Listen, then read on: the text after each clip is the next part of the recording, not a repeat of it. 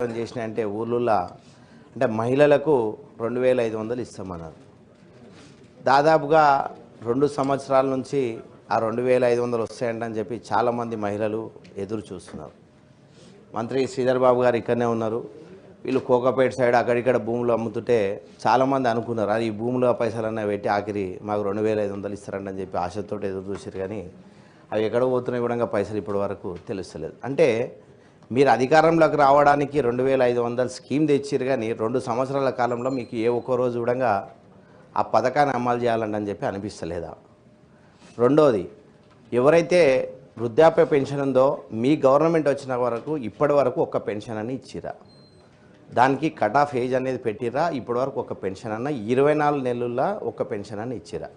వికలాంగుల గురించి అధ్యక్ష, వికలాంగులకు పర్సంటేజ్ బేస్గా ఇంతకుముందు గవర్నమెంట్ ఏ గవర్నమెంట్ ఉన్నా పర్సంటేజ్ బేస్గా 40% అబోవ్ వచ్చిన వాళ్ళకు పర్ఫెక్ట్గానే ఇచ్చేది. ఈరోజు వరకు వికలాంగులకు అంటే చెవులు వినవడని వాళ్ళకు, చూపు లేని వాళ్ళకు దాదాపు 100% దాంట్లో పర్సంటేజ్ ఉన్న ఈరోజు వరకు కొత్త పెన్షన్లు అనేది వస్తలేదు. మూడోది ఏంటంటే, ఏదైతే వితంతువులు ఉన్నారో వాళ్ళ ఇంట్లో ఎవరికైనా ఇంతకుముందు పెన్షన్ వచ్చినట్టుంటే మాత్రం వాళ్ళకి మాత్రమే వితంతు పెన్షన్లు ఇస్తున్నారు. అంటే వితంతు పెన్షన్లు కానీ వికలాంగుల పెన్షన్లు కానీ మ్యాక్సిమం ఈ ఏదైతే వృద్ధాప్య పెన్షన్లో ఇప్పటి వరకు కొత్తవి అయితే మ్యాక్సిమం రాలేవు అధ్యక్ష. మీరు అసలు ఇచ్చే స్కీమ్ ఏదైతే ఆ 2000 ఉన్నా 4000 ఉన్నా దాన్ని పెంచినా పెంచకున్నా అసలు కొత్త వాళ్ళకి అవకాశం ఎందుకు ఇస్తలేరు అనేది మీరు సభాముఖంగా చెప్తే బాగుంటుందండి అని చెప్పి ఊళ్ళో ఎదురు చూస్తున్నారు. అలాగే ఇందిరమ్మ కమిటీల గురించి నేనైతే దాని గురించి కామెంట్ చేయను, కానీ ఏదైతే కొత్త సర్పంచులు గెలిచిరో సర్పంచులకు కూడా అధికారం ఇవ్వాలి.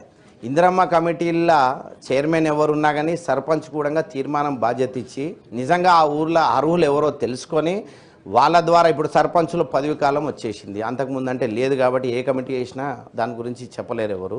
కానీ ఇప్పుడైతే గ్రామ పంచాయతీ ఉప సర్పంచ్ ఉంటాడు, సర్పంచ్ ఉంటాడు, వార్డు మెంబర్స్ ఉంటారు, ఏ వార్డులో ఏ సమస్యలు ఉన్నాయో తెలుస్తాయి, ఎవరికి ఇల్లు అవసరం ఉంటుందో తెలుస్తుంది. కాబట్టి ఖచ్చితంగా ఇందిరమ్మ కమిటీల్లో సర్పంచ్లను ముందు వరుసలో ఉంచి, అంటే అన్ని పార్టీల వాళ్ళు ఉంటారు దాంట్లో, ప్రథమ పౌరులు అంట అని చెప్పి పేరుకే చెప్తున్నారు తప్పించి ఇలాంటి కమిటీల్లో కూడా ప్రాధాన్యత ఇవ్వకుంటే ఎట్లా అధ్యక్ష? ఎందుకంటే ప్రతి ఊర్లో నిరుపేదలు అనేటోళ్ళు గవర్నమెంట్ నుంచి ఏదైనా వస్తుందేమంటని చెప్పి ఆశిస్తారు.